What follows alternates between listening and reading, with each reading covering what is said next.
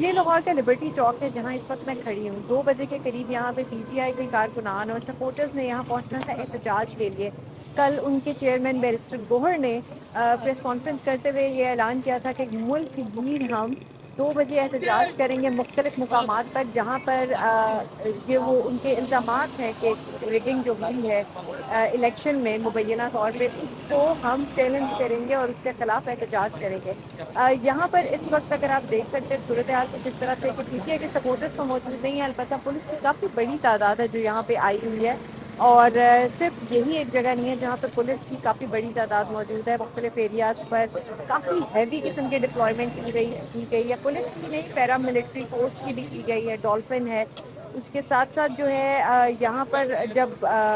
Twitter کے اوپر یہ حماد اظہر کی جانب سے ٹویٹ کی گئی کہ مشکوک قسم کی اطلاعات آ رہی ہیں سامنے، اور بظاہر طور پہ لگ یہ رہا ہے کہ کسی قسم کا کوئی اور بڑا دھانے ہو سکتا ہے، اس وجہ سے آج انہوں نے احتجاج کی کال جو تھی اس کو مؤخر کر دیا۔ لیکن جو پی ٹی آئی کے سپورٹرز تھے ان میں سے چند ایک یہاں پہ آئے بھی، انہوں نے پوچھا بھی کہ کہاں پہ پروٹیسٹ ہونا ہے، لیکن اس کے بعد جب انہیں معلوم ہوا کہ سوشل میڈیا پہ ان کی لیڈرشپ کی جانب سے کہا گیا ہے کہ احتجاج مؤخر ہو گیا تو وہ بھی یہاں سے چلے گئے۔